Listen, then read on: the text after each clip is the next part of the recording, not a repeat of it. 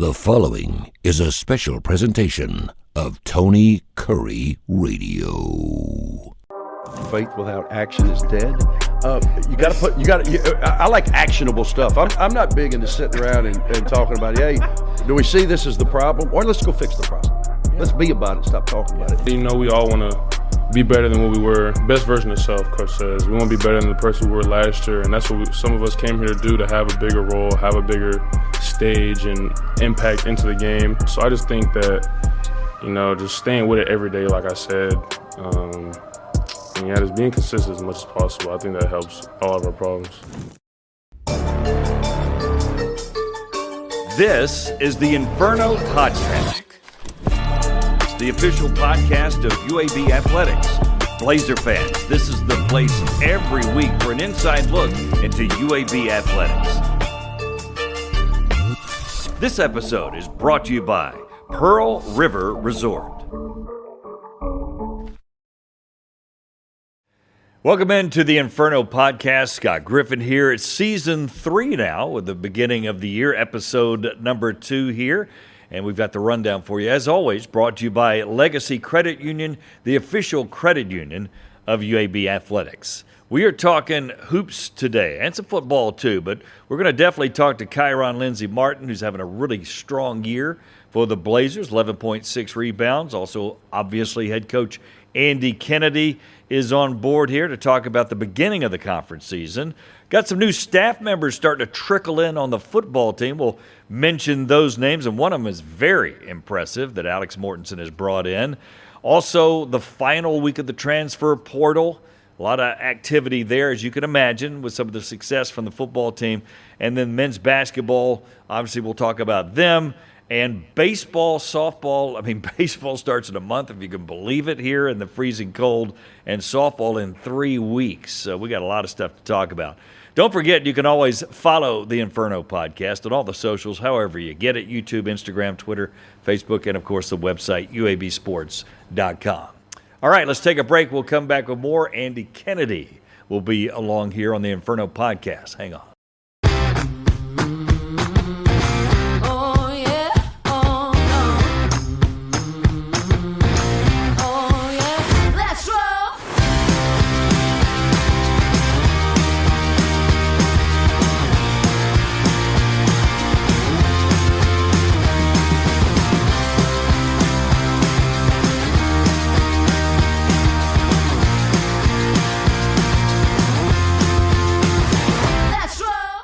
Welcome back to the Inferno Podcast. Scott Griffin here. It's time for Coach's Corner, brought to you by Pepsi and Viva Health. As always, during basketball season, we like to get on Andy Kennedy, the head men's basketball coach. What's happening? What's up, bro? You good? Yeah, I'm as good as fine. You can be? Yeah, man. Just another day. How chaotic is it to win 2 road games after 2 home losses? That's crazy. Yeah, it's good. It's unusual. Usually you're better at home than you are on the road. This team's had some success on the road. I guess we've dropped 2 road games, 2 true road games. But in league play, man, we've been real competitive. They've both been a tale of 2 different halves. It's South Florida, who many predict to win the league. We're the only team that has beaten them. Since we beat them at home, they went on the road and won 2 in a row. We were down 11 with about 5 to play, got the thing to overtime and got it over the hump. Despite not having any of our front court kids in the game, they'd all filed out. So we were playing 4 guards. We don't even practice 4 guards. So we were doing things that we'd never done before, but found a way to win. And then against East Carolina, we're up about 12 with about 6 to play, playing really good in the second half. Had about 3 or 4 dry possessions. They got hot. They got the leading scorer in the league, and he goes for 32 on us. Really made some difficult plays, and we tricked off a couple of free throws that gave them an opportunity to hit a 3 to tie it. Unfortunately, they did just that. So we go to overtime limping a little bit, but had enough resolve to pull it out. Yeah, and so that's where that pre-conference schedule, I'm sure, helped you being on the road some. Unless you're real good or real bad, you're going to be in close games. I don't think we're real good, and I don't think we're real bad. And that's what I was going to point out, too. Your stuff is thin. Yeah, of course. To win, it's a thin margin. Yeah, and especially when you get into league play. Now you're not fooling anybody. Now everybody's seeing it. Everybody knows, and you are who you are. You just got to be best version of yourself. And since last time we talked, our rebounding has been a staple for us in league play. That has abandoned us a little bit. Now, maybe that is because maybe the competition has rose. I don't know, but we're not rebounding it to the level that we need to. We're still really good as it relates to turnovers. We're second in the country in turnover percentage, fewest. So we garner possessions through not turning it over, and then we've been good at getting to the free throw line. Our 2-point percentage is good. We still struggle from three. That hasn't changed. We're timely in our shot making. We've had different guys sitting here today. We've got 5 guys averaging double figures, which is great, and a 6th right at 9 a game. So we've got a number of different guys that can step up on different nights, and it's served us well to this point. But you guys aren't very big, and I know you always have good rebounding teams normally, so regardless where you've been. So that is a mindset, and I think that will show itself in the league play, right? Don't you think that'll get better? Because with Chapman, Martin, and Rivera, you've got 3 really good. Yeah, and they're tough kids, and they've really, really done a good job. We've got to get our guards to rebound a little bit better because they all look at those guys, and collectively those 3 guys are getting around 24 rebounds, which is a pretty good number from your front really court. Good. You've got to be able to get some more out of your back court, but we are being outsized. We're 6'8", 6'7", 6'7" up front. Tough guys, physical guys, but when every game that we've played to this point in league play, our opponent has had one against East Carolina, 2 guys in that 6'9", 6'10" range that are on the court all the time. So you've got to really, really, we call it first blood. You've really, really got to be forceful in knocking guys off the ball, or just based on anatomy, they're going to reach it before you do. But when you have a Salim London running the point, and then Chance over there, you can be fairly big in the backcourt, right? You can. We've got Chance at 6'6", needs to play 6'6". He is really dynamic. I've said this to friends of mine because I'm from Mississippi, but I have a show me state mentality, and so I don't like to hype guys. This dude hadn't done anything in college, and he comes to us, and I knew he had talent, but he's really, really, really a gifted passer in traffic at 6'6". I think, quite honestly, the best in the history of this program. I don't think there's ever been another guy at 6'6" that can get in traffic and make the right play at the right time as consistently as this guy does it for a guy who's played less than 20 college basketball games. But I say that to now hit you with the real. He's got to get a lot better than everything else. And one of the things is physicality and rebounding. He should be because of his instincts, I think that's a gift that he has. He's instinctively around the ball, and he has a way to kind of slither through. That should make him a good rebounder as well. He should get 5 or 6 from that, right? Exactly. Because he has a good understanding of where the ball is. Our big guys are in there doing all the heavy lifting. They're like the offensive linemen, creating gaps for you to go get the ball. And he doesn't do it. And so that's the next step for us. We've got to get him to really rebound. Salim as a guard is typically outside.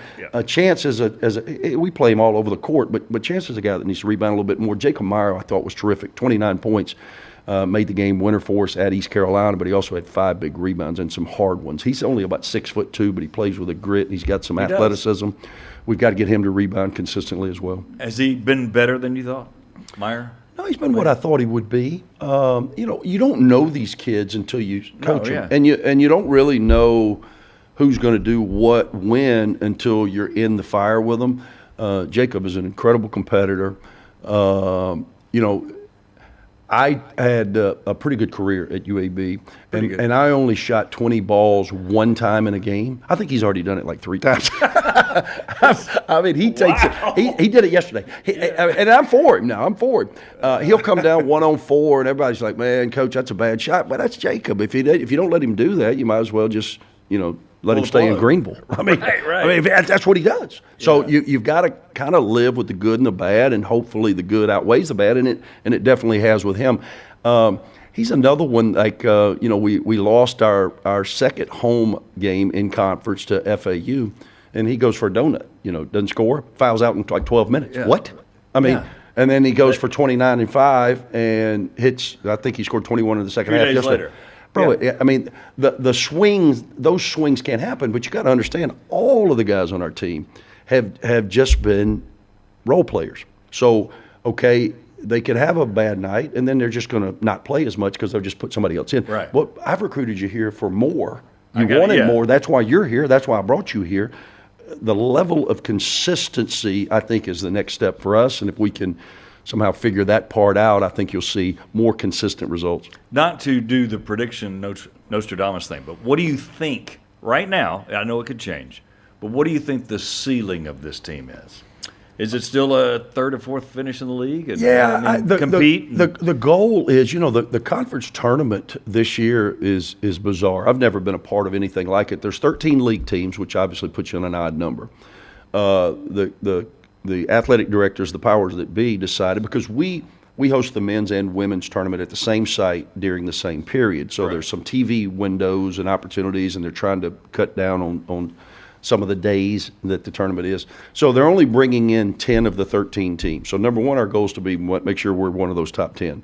At home. Because the tournament's only a couple miles down the road. Right. I mean, we're going to save on travel anyway. I'd like to be able to participate in the tournament. Just a little gas. So we need to finish in the top 10. But the top 2 seeds get buys all the way to the semifinals. Wow. So you only have to win 2 games. That's right. The top 4 seeds, which we've been every year since I've been here, you always get a bye. Well, now you get a double bye, so now you got to win 3 games. Teams 5 and 6 got to win 4, and 6 through 10 got to win 5. 5 and 5. So if you finish 7th or 10th, you got to win 5 games in 5 days. Wow. If you finish in the top 6, it's 4. But our goal is still to be in that top 4 where it's 3 and 3. Yeah. Preferably in the top 2, which is still certainly doable. We've got our next opportunity is against Tulane. I don't know when this will air, but against Tulane on Wednesday night on the road, and they're undefeated. Yeah. Them and Temple are the 2 undefeated teams in league play. We've certainly not helped ourselves by dropping 2 games early, but we still But that's going to right itself.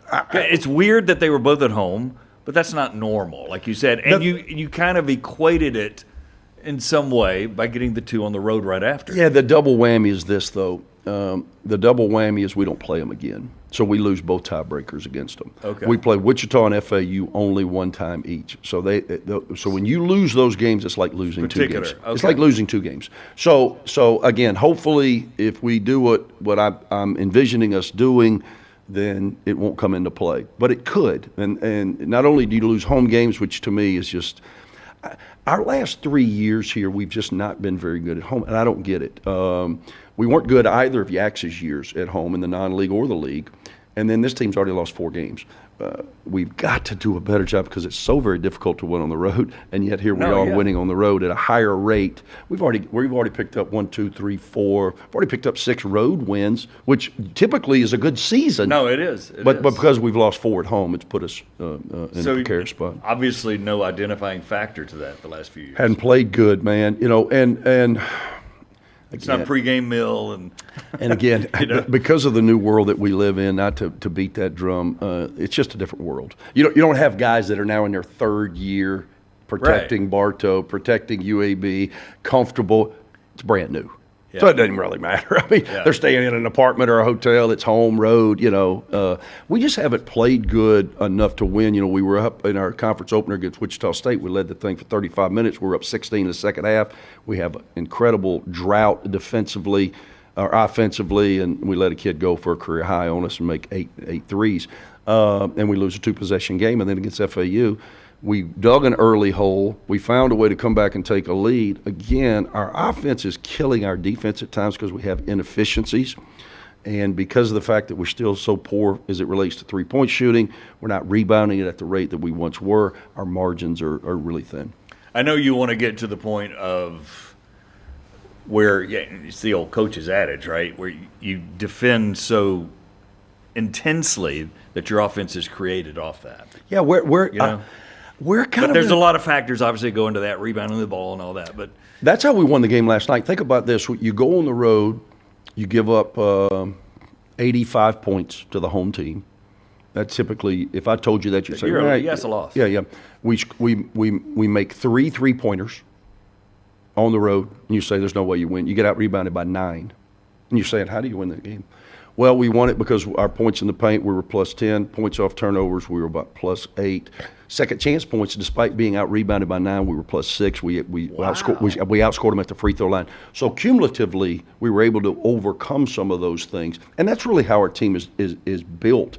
We were good in the open floor last night, but we're not a team that steals a lot of balls because we're trying to gap you and keep you out of our paint because we don't have a lot of size, i.e. rim protection. Right. So schematically, we're so you got to play a little softer. Yeah, schematically, and we change a bunch of defenses, which has been fortuitous for us because typically it'll create some opportunities for us in the open floor, and that was the case yesterday. Wow. And I know you, when we talked 2-3 months ago, you said I've got to open up my little notebook of coaching stuff. You're still rifling through those pages and all the experiences and small tweaks have here. Have you called on anybody? No, everybody's got their own problems. You've been doing it so long, you can figure it out. Yeah, I just the biggest thing that again, and if I'm going to keep doing this, I've got to. It's my new normal, and I'm not real comfortable with it. I've got to get more comfortable with it. Is understanding it when you've got so many new guys, you don't even really know what they can do. You think what they can do when they're practicing. Then you put them in games and you say, well, that's when you got to start tweaking. And now that we're in league play, which is the next chapter, and now we've got about, 17 games under our belt, now I have a better understanding of what position to put the guys in to give them the best chance to be successful. That's my job. And then they got to go out and produce. Yeah. Do you feel, you never feel good, but do you feel comfortable with this team? I mean, you never feel good. They have some fight, though. You never feel good. You never feel comfortable either.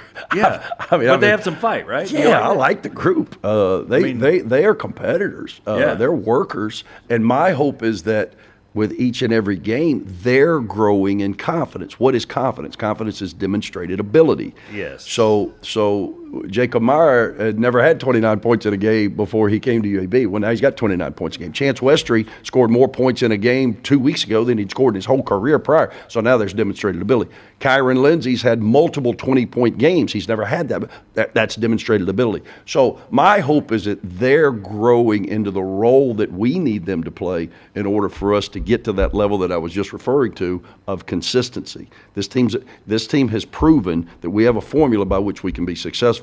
Are we disciplined enough to stay to that formula consistently? And if we do that, then this team's got a chance to reel some wins off. And I was right by you in FAU game near the bench, and what impressed me, you're always coaching guys, and your assistants are too, but you're really involved in that. But that they accept coaching. Not everybody these days accepts coaching.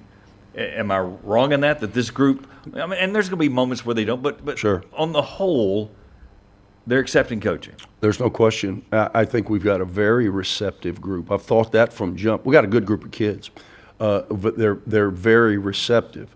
But as it says in the good book, faith without action is dead. I like actionable stuff. I'm not big into sitting around and talking about, hey, do we see this as the problem? Or let's go fix the problem. Yeah. Let's be about it. Stop talking about it. And I think, again, because I'm a habits guy, I believe habits over everything. Have I told you this before? Yes. I think habits over ability, habits over intellect, habits over motivation, habits over inspiration. You can count on it. Ultimately, we are all going to boil back to our habits. I've got some good ones. I've got some bad ones. And I'm just trying to develop the habits in these guys that are necessary in order for us to reach our potential. Because the ultimate goal is best version of self, both individually so we can be that collectively. So it's just they have to be receptive. I don't think they say, Coach, you're wrong when we show them or we talk to them about how to do things. Then you have to have the discipline by which to do it, actionable. Right. And hopefully we're working towards that. Are you having fun? That's a stupid question. I'm having fun right now. I like you. I know. I mean. During the games? Coaching. No, I know it's a grind because I see you. Oh, man. But on a whole, without looking back, with this group, I enjoy because you're still a purist where you want to coach and then have that receptivity you're talking about. Yeah, I would say, not to sound like an old head, but I'm getting to be old. The game has changed. Again, I'm incredibly blessed. 19 years as a head coach, over 30 years in this space. Love it. I don't know what else I would do without it. I enjoy the preparation. I enjoy the challenges that the games bring. I do miss the fact that you can't have a guy for 3 or 4 years. Maybe you can. Maybe this group I can. I don't know. But I'd like to be able to keep them a few years to see the growth. Well, just to see the growth. You know, Right. Yeah, right now I feel like I'm almost shortchanging my approach because I'm looking at it in an 8-month sphere Short windows, as right? opposed to Yeah, you know I get that. overtime development, because that's just the name of the game. We know we have a handful of seniors on this team that are not going to be back, and we've got to maximize this group as they are. All right, so let me ask you this. What keeps you in it? You don't have to do this. I know you probably think you do, but Yeah. Kimber probably thinks you do, but I was out of coaching. You know, I got a forced reset. You know, some because people, you were great at that, by the way. I enjoyed it. I just really wasn't ready for it. You Yeah, know, at yeah, the time. yeah. But at 50 years old, I got somebody to call timeout, full timeout. It's going to be a full, not a third. Hey, we're going to give you we're going to give you a full timeout. And man, I certainly didn't plan for it to work that way, but boy, it was so valuable for me. But then, because then I started looking at, I'd never been to Costco. Costco's cool. You ever been? Of course I have. I'd never been to normal human. I'd never been to Costco, so I was like sitting around. You know, I was doing the TV stuff, but that's only 4 months out of the year. What am I doing the other 8 months? I mean, I was like looking around. I was like going crazy. And you what were can right. I do? And you can only work out so much. Yeah, you get them work out, and then you're. What are we doing today? Well, you're going to Costco. I'm dropping like $700 in Costco, like pickles and acorns. I mean, I don't know. And then I'm thinking, okay, it's 2:00, and I'm thinking, it's got to be happy hour somewhere. So I'm calling on my friends. What are you doing today? They're all at Working. work. Take off, man. I'll meet you. Yeah. So I got to do something. Yeah. I don't know. I like this team, and I know you do too. So we're going to see what happens. But I think I'd like them a lot more if we just make some more shots. We make it so. If you made a few threes, you'd like them all. Oh man, I would. I have never seen anything like that though. Like FAU, you have 7, which was I thought pretty good number for you. Yeah. They have 9. Yeah. And difference in the game is what, 5? Yeah, 5-point game. We just really struggled in that regard, and I know that. And I know you got shooters. I need some makers. Now you're stealing Web's line. We got a lot of shooters. We don't have many makers. We need some makers, man. Is it different in practice?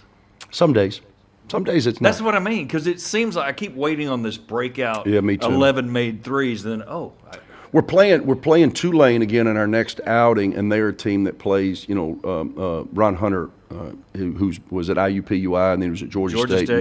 And he plays this matchup zone, so they're going to force you to make some shots. Amoeba, yeah, weird it's kind zone. of, and they kind of match. And the last time we played a team that played it, they're both a little different. Richie Riley does it at South Alabama. His is a little more conventional than Ron's. Right. And I think we made 11 or 12 threes. So. Maybe we can shoot some in. All right. Good luck. We got Tulane coming up. Tulane, and then we've got 2 big home games. Tulsa, who's probably been the surprise of the league. They started off great, man. Eric Conkle, who was at Louisiana Tech, you know, back when we were in the old CUSA, and we had many battles. I think he's really a good coach, and this year he's got his best team. They've since lost 2 in a row in the league play. It's difficult, but a really good team that's going to be challenging right at the top of our league. We got them at home following up after Tulane, and then we got South Florida again. Bam, bam.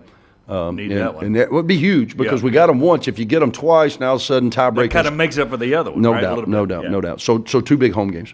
All right. Good luck. All right, thanks, man. Andy Kennedy on the Coach's Corner. We'll take a break here on the Inferno Podcast. Hang on. Oh, yeah. Oh, no. Oh, yeah. Let's roll.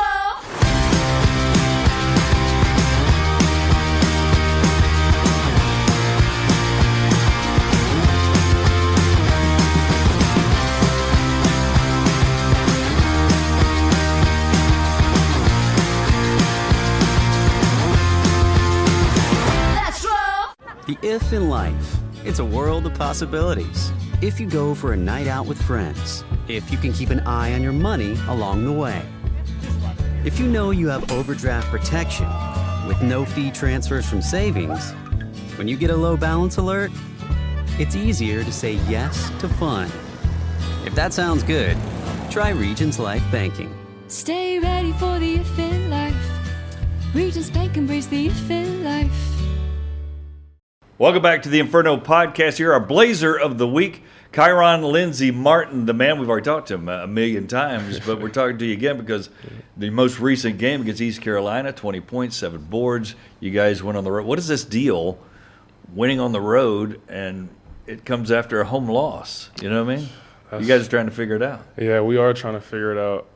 I think it's just the mindset. I honestly think that, like, we have a team coming into our house and we think that they're just going to automatically fold. And then, like, with us going on the road, we're not going to fold for anybody. We're going to take your home court. And so I think it's just a mindset and approach, you know. And like Coach said earlier, the consistency, and that's where it starts, the approach. Our approach has to be consistent to let everything else fall through. Yeah, it's bad to lose 2 at home, but it's like I keep saying, but to follow it up with that determination to get it on the road, that's a good thing. So it's kind of like, if we can keep that and then change a little bit of the home. Win the home games, it'll be a different season for sure, Yeah. Is conference play different so far? We're very early in it, but yeah. Automatically, you know, the talent, the size, and just the skill. American Conference is a good conference. Like you said, it's still early, only, 4 games in now? Yeah. But, yeah, definitely bigger guys, and especially us being known for rebounding, they're going to throw their tallest guys at us. And I say it's definitely more physical than the regular season, for sure. All right, so you're pulling 6.6 rebounds, over 11 points.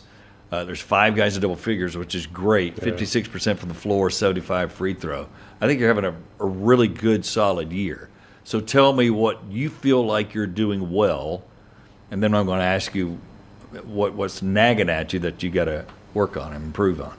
I think my focus has always been the next play. You know, bad game, good game. You know, keep doing what you've been doing every day. Like I said earlier, approach. I think my approach from these past couple of years has been different this year.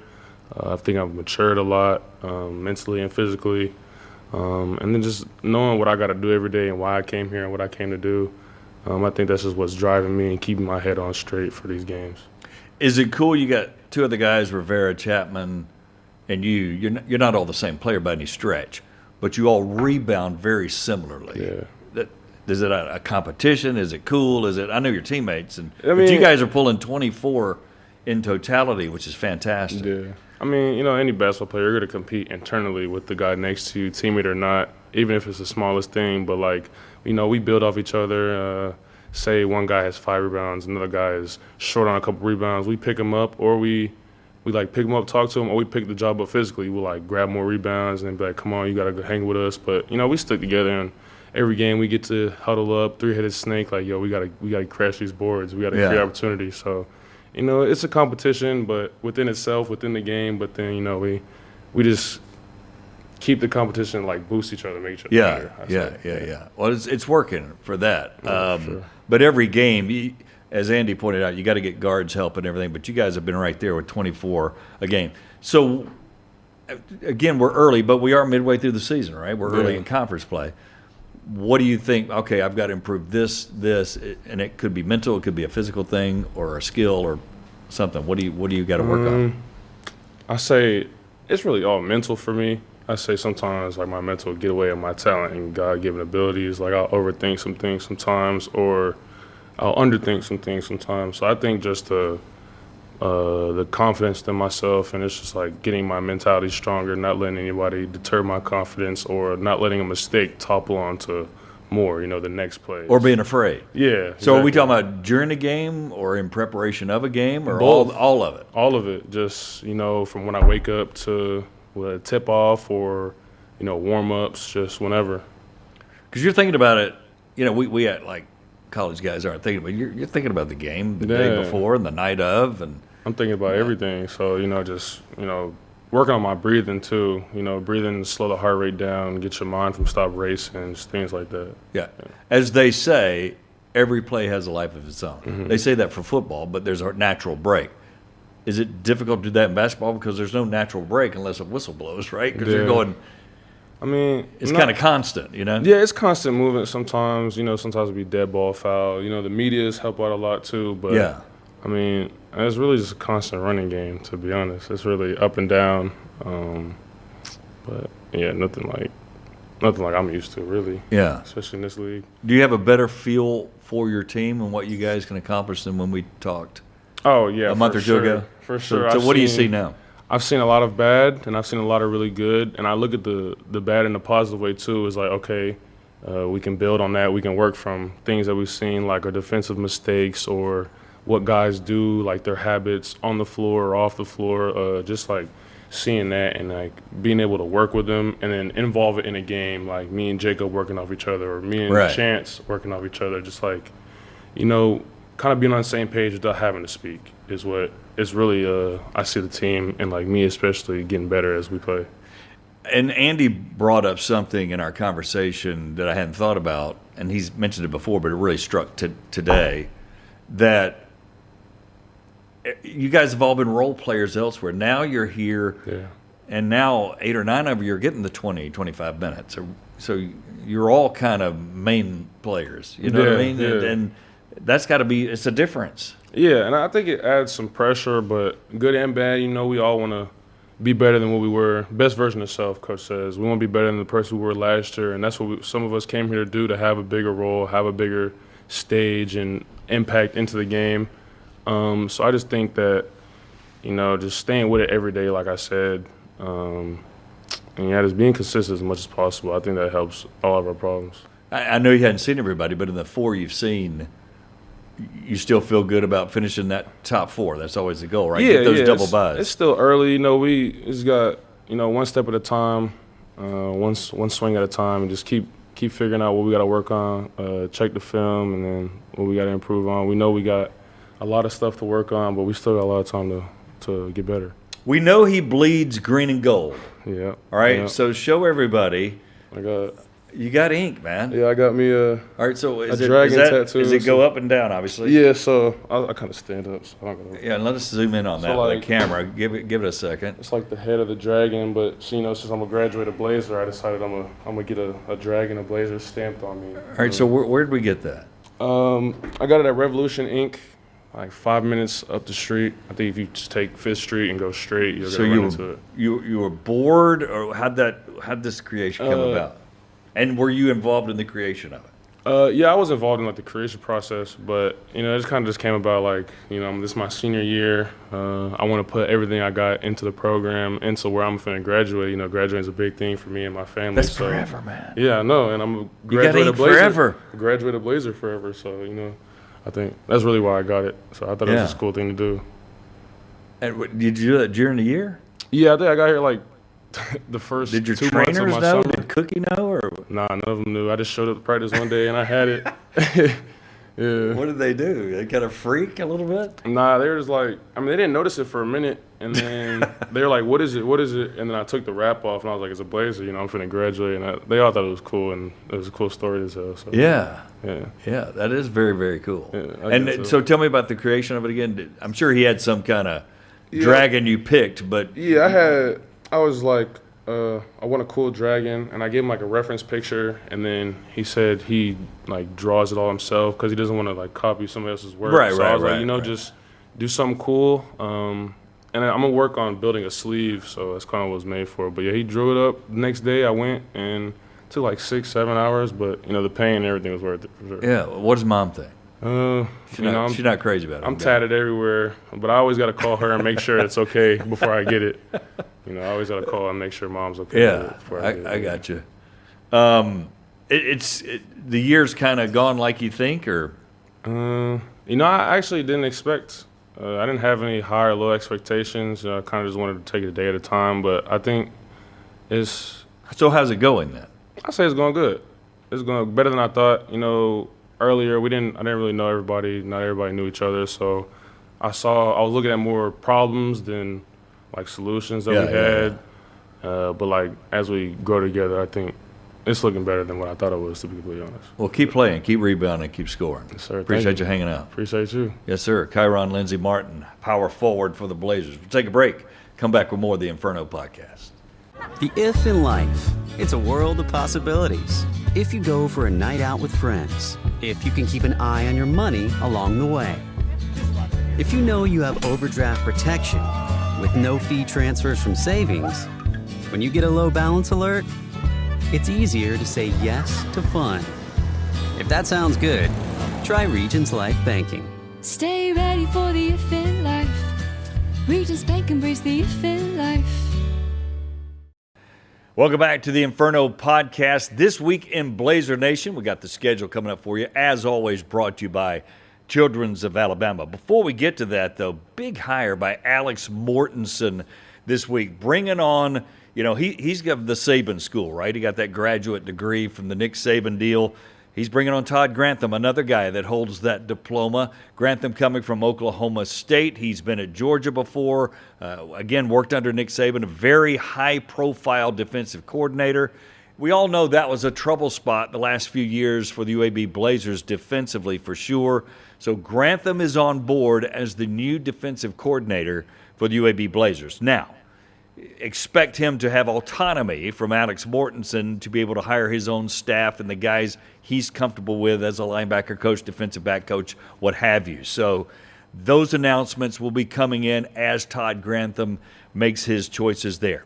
Now, as far as players, the transfer portal's still open. It'll be open until the end of this week, January 16th. So it's a couple of week window there. It's kind of silly to talk about transfers now. We do know guys like Iverson Hooks are gone to Oregon and Solomon Beebe to Virginia, things like that. But even until it's all said and done and that deal is signed, it's really premature to talk about it. But we will definitely have that on the next podcast that we have and kind of finalize who is definitely gone, who's definitely in the fold for UAB, because the Blazers are getting some players that have had some high-profile backgrounds as well from major Power 4 conferences. So we'll let that all settle and do that instead of try to be fluid with that as we got. So we'll have that announcement coming up as well. UAB baseball will be kicking off against number 13 Florida. That's in about a month from now. That's a big first game for Casey Dunn and his team. Of course, he's still recruiting a lot of local guys. As we know, the baseball talent here is terrific. They should take a next step forward. At least that's the expectation this year. UAB softball will start a little sooner, about a week before that, and they'll be playing in a tournament at Southern Miss as well. Of course, they've got a new coaching staff, that's they're in their second year now here with the UAB Blazers. All right, let's take a look at the upcoming schedule as we go here. Men's tennis will take on Ole Miss on the 16th. Yes, it is tennis season as well, so in the cold, doesn't matter. They'll put on some sweats and hit the ball out there. Women's track, they'll at least be indoors over on the western part of Birmingham for the crossplex at the Sanford Invite. That'll also be on the 16th. And women's bowling starting their season with the Northeast Classic 16th through the 18th there. UAB Rifle is at Wofford College, so they'll take a road trip up the coast on the east there. Women's tennis will go down the road to Auburn at 3 o'clock on the 16th. So 5 events there on the 16th as well. Track will continue the next day with that Sanford Open again at the Crossplex facility. Women's basketball against Tulane at 2 o'clock. That's on the road. Women's tennis again at Mississippi State at 12 o'clock. Men's basketball, they have a Tulane game, and then they'll have this Tulsa game that's coming up at home. That'll be a big game for UAB. They've started 0-2 at home in conference play. They want to get that one and start this winning streak here at home, hopefully against Tulsa, a much improved team in the American Conference. That'll be a 2 o'clock tip on that Sunday. So there's a busy week, and we're starting to add more sports, right? The tennis, the bowling, the track, as you could imagine. And again, we'll have baseball and softball coming up on that pretty quickly. So that's our schedule, brought to you again by the Children's of Alabama. Thanks for watching this week's Inferno podcast. Thanks to Kyeron Lindsay-Martin and Andy Kennedy for hanging out with us and the guys that work so hard behind the scenes. Scott Griffith saying so long. We'll see you next time on the Inferno podcast.